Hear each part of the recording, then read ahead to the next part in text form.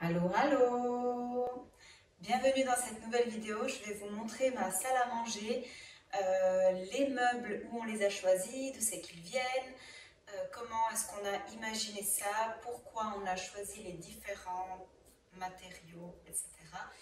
Et peut-être que vous voyez déjà en arrière-plan, donc qui se reflète dans le miroir, la cuisine et l'entrée qui ont déjà été l'objet d'une précédente vidéo.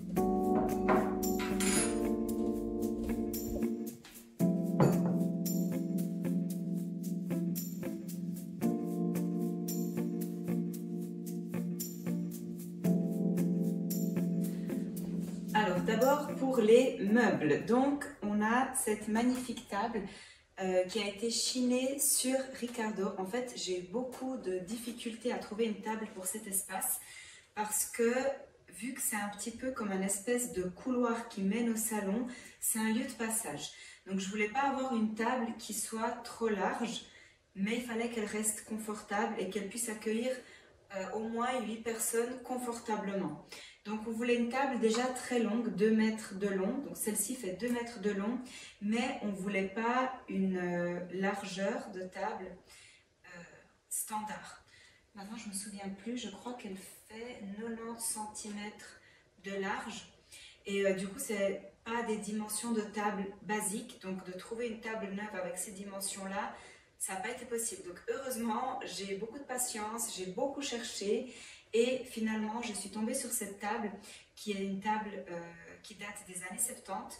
Et en fait, j'aime beaucoup faire des clins d'œil à l'époque de construction des lieux. Donc là, c'est un appartement, comme vous le savez déjà, blabla, des années 70. Et donc du coup, pour donner une touche plus authentique, je trouve intéressant d'ajouter des meubles de cette période-là. Après, je ne vais pas faire tout mon appartement avec des meubles 70s parce que le but, c'est pas de faire un appartement à thème qui fasse un peu comme déguisé. Ça, c'est pas mon truc. Mais voilà, on a trouvé cette belle table qui était une table en bois. Elle avait les pieds en bois massif.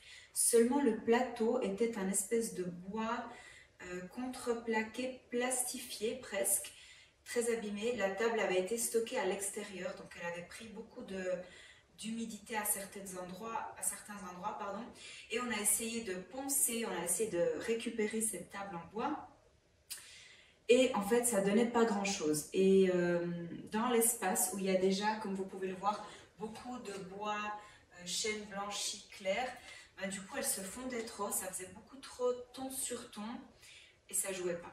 Et en plus, elle faisait vraiment pas quali, du coup, vu qu'on n'avait pas réussi à la récupérer. Donc, on s'est dit qu'on allait essayer de la peindre en noir avec la peinture qui est compatible avec tout ce qui est alimentaire.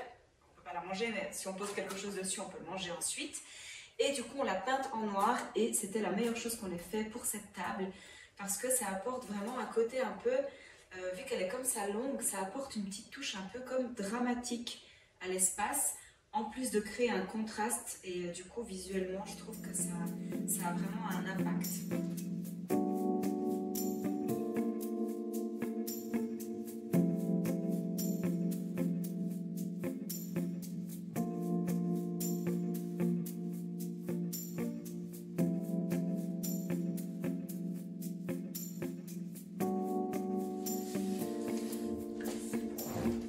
Voilà, niveau meubles, continuons avec ça.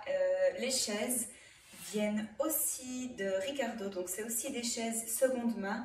C'est une coïncidence, c'est pas forcément ce que je cherchais, mais c'est aussi des chaises qui datent des années 70. D'ailleurs, il y en avait en dessous qui avaient encore la garantie qui était valable jusqu'en 1976, je crois. Bon, du coup, on ne peut plus aller réclamer si elles sont abîmées. Et d'ailleurs, le dessous, il y a un petit peu quelques petits fils comme ça, des fois, qui pendouillent. Mais bon, c'est pas la fin du monde. Mais j'aime beaucoup. Il y a la touche de chrome aussi. Et ça apporte un côté un peu brillant, un peu plus froid. Cette touche de chrome que j'aime beaucoup. Donc, on en a 4 de ces chaises. L'assise et le dossier sont en cuir, très confortable, très agréable. Et puis, ça se marie parfaitement avec la table. Et ça donne aussi, avec la table, cet effet un peu austère, un peu, je sais pas, contrasté, ça fait très clean en fait, je trouve, j'aime beaucoup.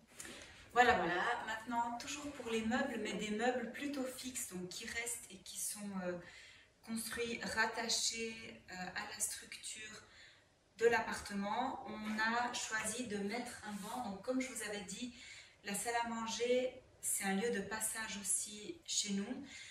Du coup, il fallait quelque chose d'assez pratique et on a choisi de mettre un banc. C'est plus facile parce que ça ne bouge pas. Les chaises, si elles bougent, ben, du coup, ça prend de la place et ça entrave un petit peu le passage. Le fait d'avoir un banc, ça évite ça.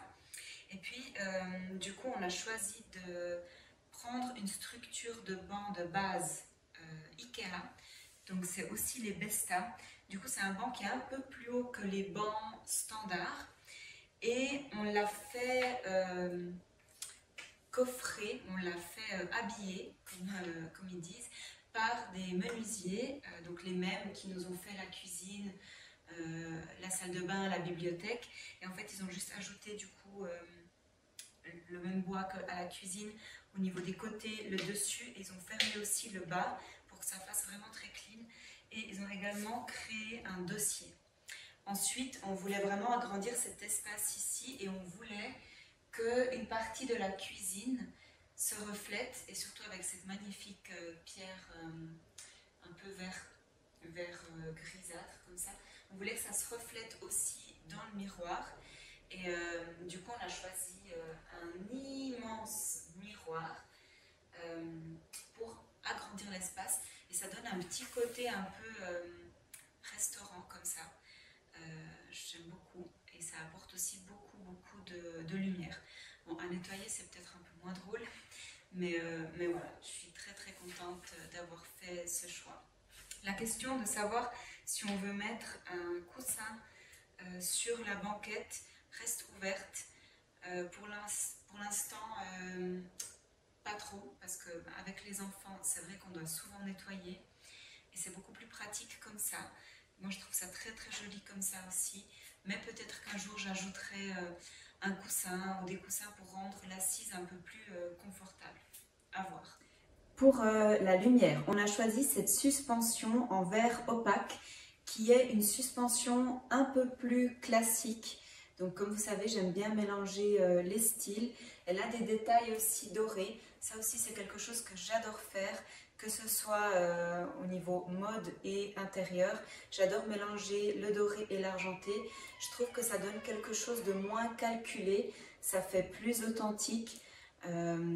Et plus esthétique aussi dans un espace. Donc là on a une lumière qui est assez chaleureuse et ça reste assez sobre, du coup ça va avec le reste. Et vous l'avez vu avant dans les clips, mais j'ai aussi chiné sur Ricardo ce vase en céramique qui est tout petit, mais j'aime beaucoup, qui est un peu verdâtre, donc l'émaillage est un peu mat, un peu vert. Il est fait à la main et j'ai rajouté des fleurs. Bon, à ce stade, il faut que Ricardo me sponsorise là. S'il vous plaît, écoutez-moi, sponsorisez-moi. Je trouve que c'est fantastique, Ricardo. Il y a vraiment des pépites à moindre prix. Si on a le temps de chercher un petit peu, on peut le faire quand on est devant la télé, quand on est dans les transports publics, etc. Je trouve que c'est le must. Ces fleurs, je ne sais pas le nom de ces fleurs. Un jour, j'aurai comme hobby de étudier un peu plus la nature et le nom des fleurs, parce que vraiment, je trouve ça trop joli. Juste, vu qu'on parle un peu de Ricardo et chiner, et faire les brocantes, etc., je crois vraiment que la clé pour réussir à trouver des objets spéciaux, des objets qui sont beaux, c'est laisser une place à la surprise, à la découverte, quand on recherche quelque chose. Et c'est aussi de ne pas avoir une idée trop précise de ce qu'on cherche. Alors, dans ce qu'on cherche, être précis dans le sens où quand je cherche des chaises, ben je cherche des chaises. Quand je cherche un vase, je cherche un vase. Mais ensuite, d'être plutôt dans une vibe, dans une direction, dans une esthétique, sans que ce soit trop précis. Parce que si ça avait été trop précis, je pense que j'aurais eu de la peine à trouver et après du coup ça prend vraiment beaucoup de temps. Et des fois la spontanéité de la trouvaille, on va l'appeler comme ça, ça crée des choses très très jolies une fois que tout est combiné, je trouve. Du coup, voilà, la clé pour chiner, c'est vraiment aussi être ouvert et aussi être pas, si on veut aussi, on va dire, chiner à moindre prix, c'est de ne pas être trop exigeant en termes de qualité. Alors, je me fais comprendre. Choisir des vrais matériaux, c'est vraiment le plus important. Mais moi, typiquement, si ma table elle a une égratignure un petit peu, si mes chaises, comme je vous ai dit avant, le bas, il y a un petit peu des fils qui pendent, voilà, ça se coupe, ça se répare, le bois, ça se ponce. Mais moi, j'aime quand on voit que les objets ont leur histoire, ont leur vécu. Je trouve que c'est vraiment ça qui va donner, comme le terme qui est populaire maintenant, je trouve que c'est vraiment ça qui va donner la sauce à votre intérieur et qui va faire que ça fait pas trop générique et neuf, mais que ça fait vraiment authentique, vécu et chaleureux au final. Donc voilà, cette vidéo est terminée. Dites-moi en commentaire si vous voulez une fois une vidéo un peu plus spécifique sur comment chiner, comment faire les brocantes, comment chercher aussi des objets peut-être sur des sites comme Tutti, Ricardo, peut-être en France Le Bon Coin, etc. Mais pour ce qui est de ma salle à manger, j'espère que vous avez apprécié cette vidéo avec les petites idées, les petits tips que j'ai pu vous donner. Et puis, mettez dans les commentaires si vous avez des questions encore concernant quelque chose en lien avec cette salle à manger. Et je vous dis à tout bientôt pour une nouvelle vidéo. Bye bye bye bye!